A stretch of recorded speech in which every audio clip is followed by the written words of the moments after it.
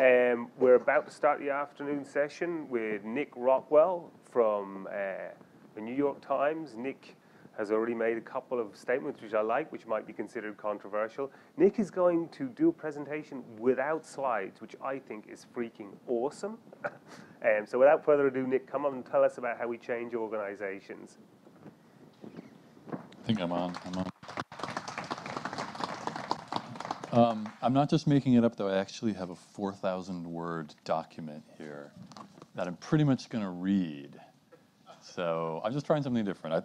And it's going to be really quite weird. So again, like I thought, it's not a technical talk. You've had plenty of that. It's not even in a very direct way about like how to change an organization.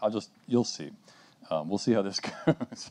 And hopefully we'll have a little time to chat at the end, but I'll dive right in. I'll shut up and dive right in. So I am going to discuss a topic that's been thoroughly and exhaustively explored.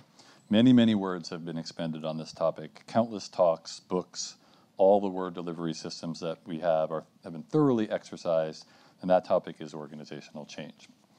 So that I don't bore you and me completely to death, like I said, we're going to take a different approach.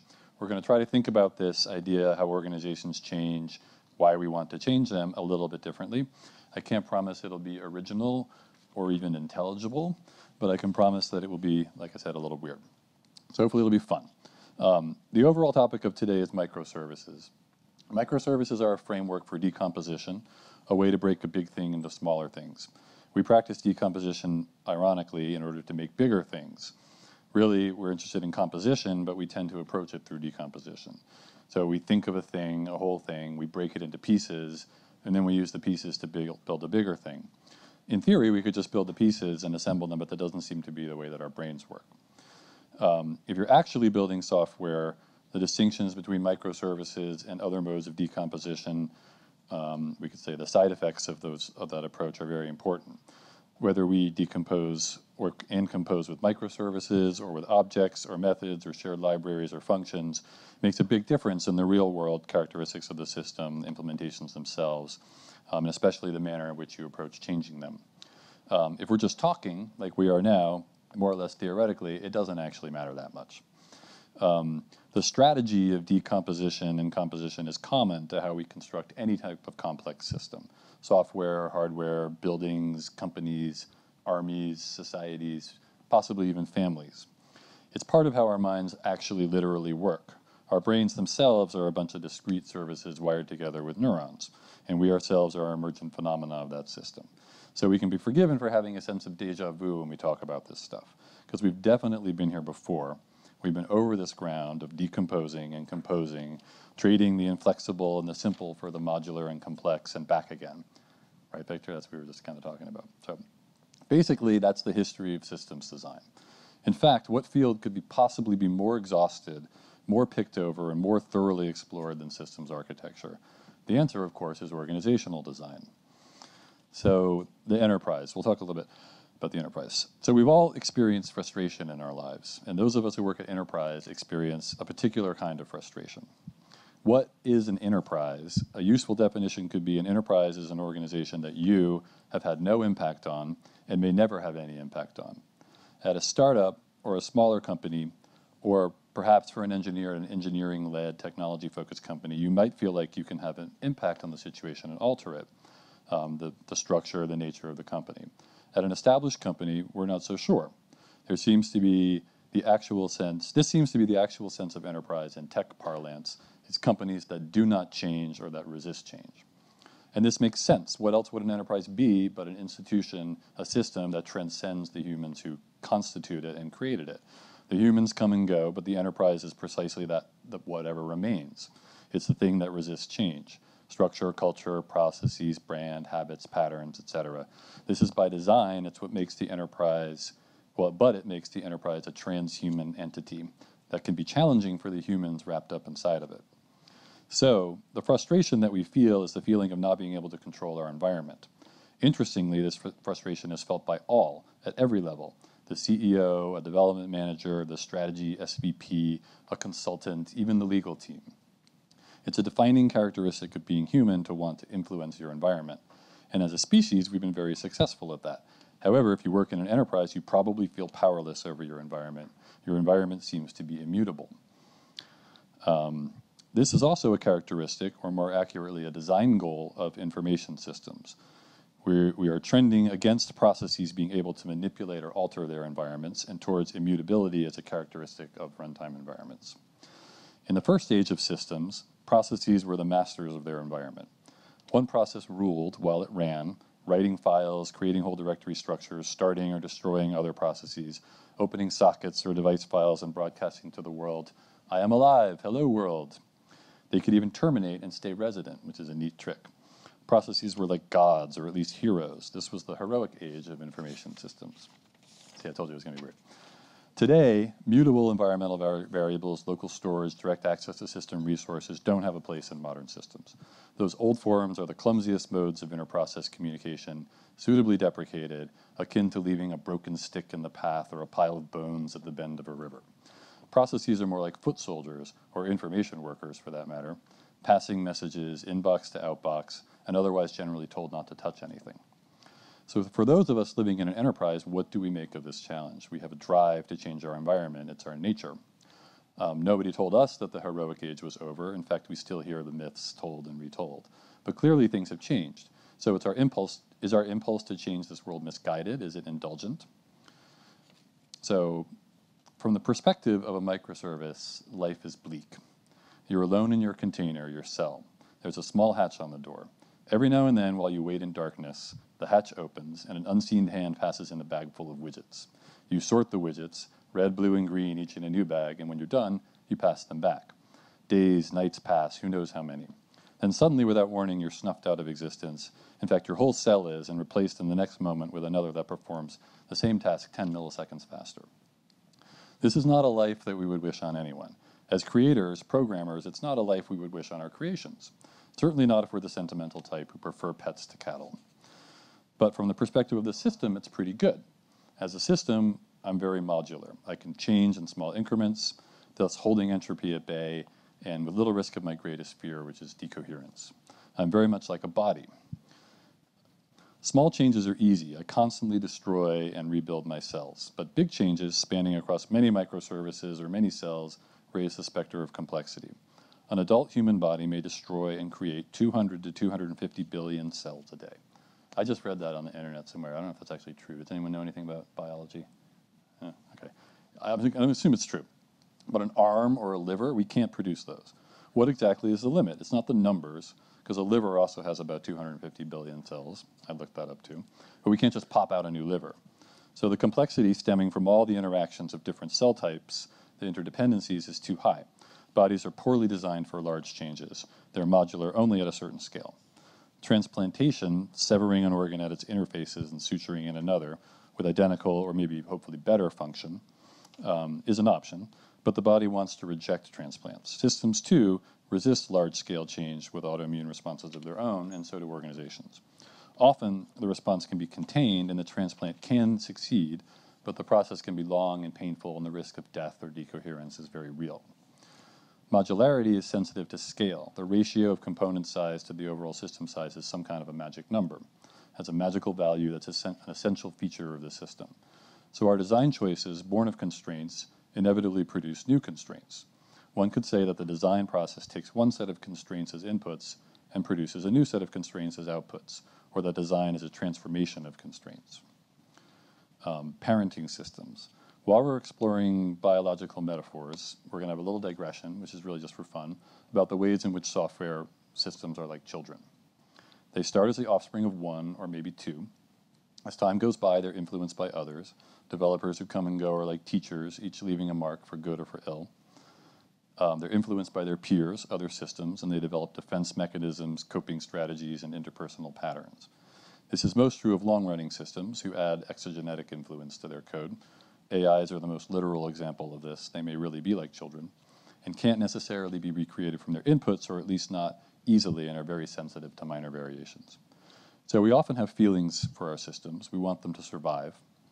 Destroying our own code is hard. Destroying the code of others, however, is easy.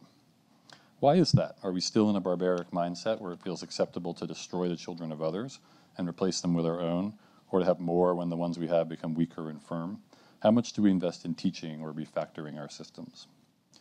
The metaphors of family or genetics are common in programming. We have parent-child relationships, inheritance, traits, classes or species or families, and objects or individuals. Object orientation evokes object relations in psychoanalysis. Procedural programming maps well to cognitive behavioral psychology. What is functional programming? Perhaps at a lower level, recursion could be the primitive form of the loop that we call consciousness. Family systems and systems therapy. What would therapy on a software system look like? Is therapy like debugging, stepping through code, or using a REPL? Is that like therapy? Ask a question, get an answer. In organizations, too, we parent. We should not be patronizing, but how can we not be? Would we feel or act differently if we embraced the idea of the organization as a family? We all know from our own lives that parents have flaws. Children act out. Growing up is the process of discovering the humanity of one's parents. What would that feel or look like in an actual enterprise? I have headings here. So this one is called Software is Not Human. We're having fun with metaphors. We're talking about systems, organizations, and bodies, and all without having touching DNA. But software is not human. Microservices were not the oppressed masses, and programs were not once heroes. But maybe this is part of the problem. When we talk about software these days, we think we're talking about people. Problems of development or process or design are people problems, are they not? Most of software development is communication, isn't it? And this is why organizational structure, teams, tribes, guilds, as well as our human constructs, process dependencies, and artifacts, isn't that why these things matter so much to software development? Maybe, but what if we're wrong? What if what makes software systems and organizations hard to change is specifically because they're not human, that they're transhuman? To be clear, I don't mean transhuman in the way that it's used these days about like post-human and cyborgs and all that crap. I'm talking about systems, entities that arise from the interactions of people and humans, but are not human, that exhibit the characteristics of life. They're subject to selection and evolution. They're self-replicating, but ultimately mortal. To alter a transhuman system, just changing the humans from which it arises may not be enough. In fact, it's not even possible, because transhuman systems are established over time, and we can't go back in time and change the humans in the past from which the system originally arose. The very nature of a transhuman system, whether software or an enterprise, is to be resistant to the current humans that embody it, to impose its will upon them. So it's not the human part of the humans that gives rise to transhuman systems. Changing their intentions and their hopes and their aspirations or ambitions might have some effect, but only indirectly and over a long period of time. It's their interactions that give rise to the system. Perhaps changing their interactions can swiftly realize change in the system. So now we'll talk a little bit about Conway's Law.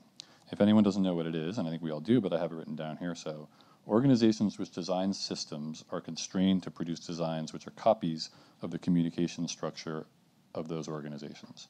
Melvin Conway, 1967, which is kind of amazing that he came up with that so long ago. And by the way, it's interesting to see here the echo of the idea of a design process as a transformation of constraints. So one could read Conway's Law as a commentary on human nature, because people are short-sighted or subservient or egoistic. They design like, we all design like we're at the center of the system.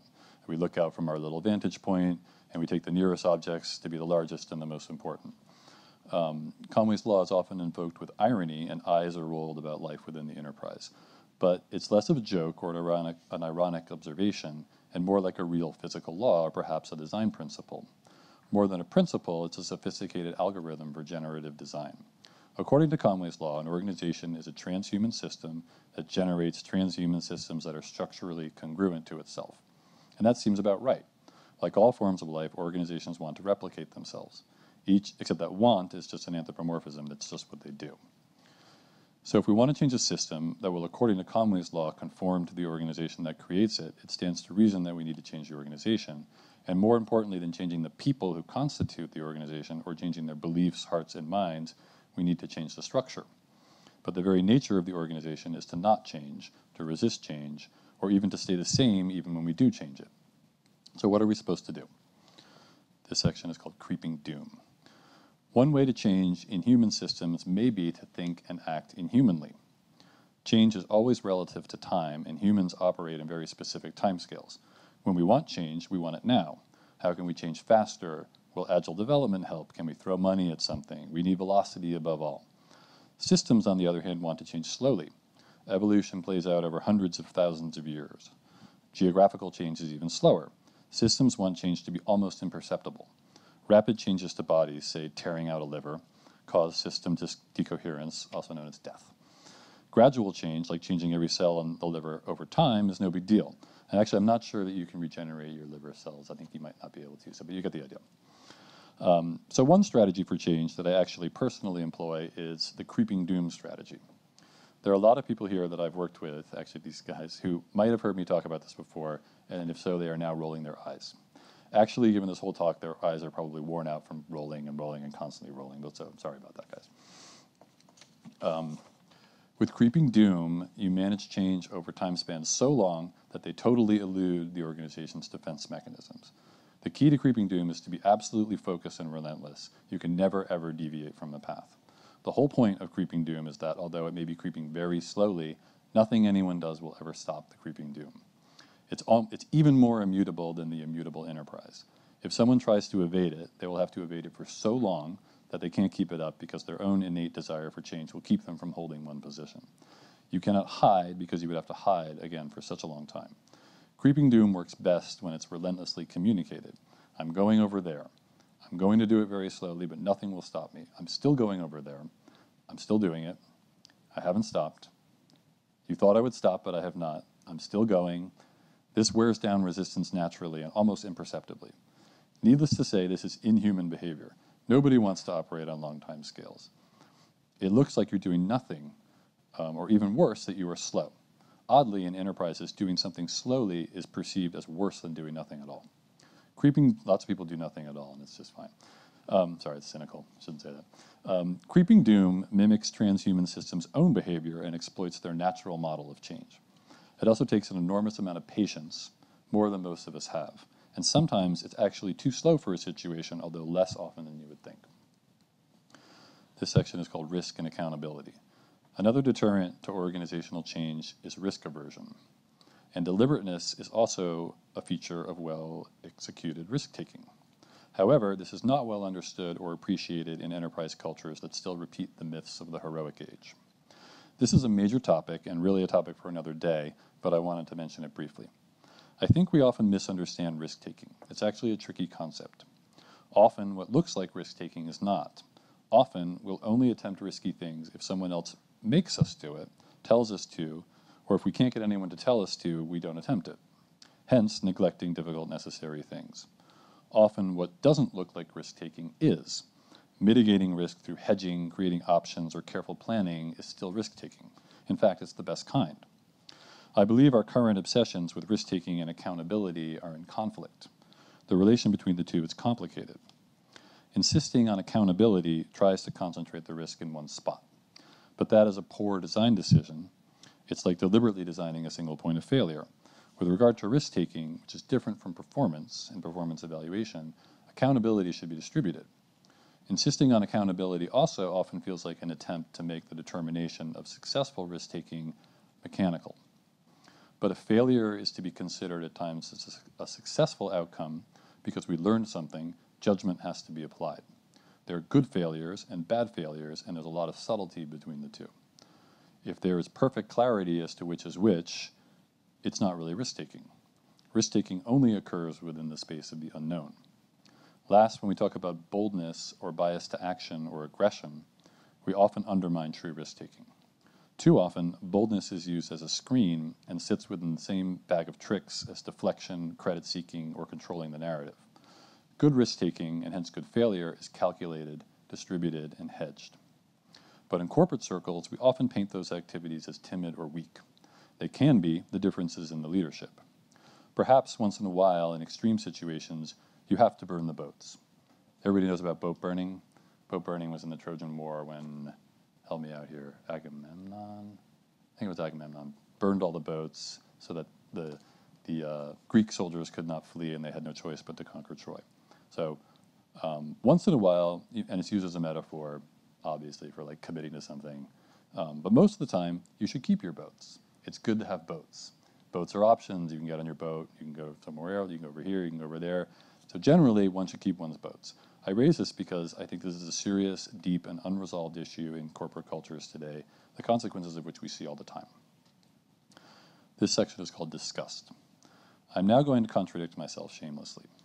I have said that changing people and their attitudes, beliefs, aspirations, and ambitions is a waste of time when you're trying to change an organization, and that changing structure is far more effective. I think this is true, but people can be a powerful agent for changing structure. And disgust, abhorrence, repulsion, moral outrage, can be a powerful and underdeveloped agent for changing people. Much has been made of the Toyota production system, also known simply as the Toyota Way, pioneered by Taiichi Ohno. The centerpiece of TPS is the abhorrence of waste, in Japanese, muda.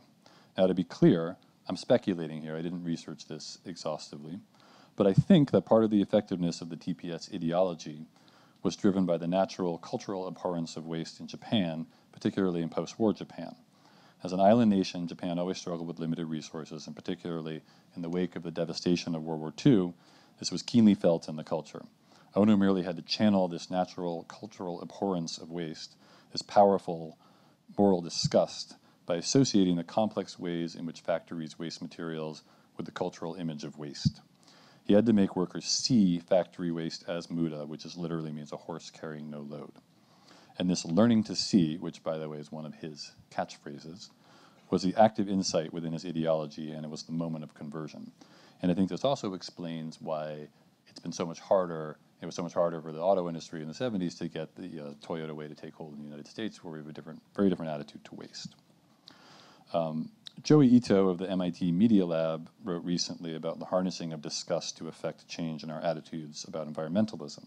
He wrote, I believe that transforming our culture so that having more than enough feels somewhat disgusting, and art and culture reflect the diverse and complex systems in which we live, will do more than any fiddling around. And then he smashed the violin, which is, I thought it was kind of silly, and I'm not going to smash anything. I've just started to think about this, but how can we harness the deep, visceral power of disgust to affect organizational change? In software, how can we make technical debt revolting? How can we make a monolithic application induce actual physical nausea? How can we make shitty code as objectionable as actual excrement? If we can figure that out, change will be easy. You guys aren't laughing. I think this is hilarious. Which brings me to my last section, which is called Through, Not Around. So disgust may be the main impulse at the very root of culture, hence its incredible potential for transformation.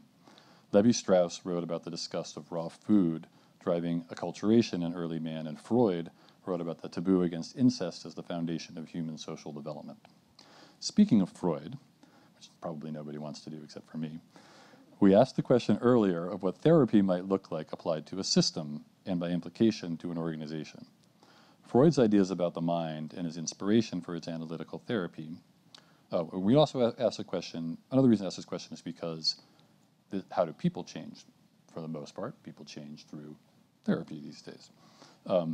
So Freud's idea about the mind and his inspiration for his analytical therapy came from the study of hysteria, which he considered to be the effect of repressed memories or feelings working around the resistance of the superego to burst forth in unexplained feelings or actions.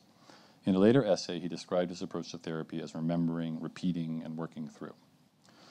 And so I finally get to the supposed subject of my talk.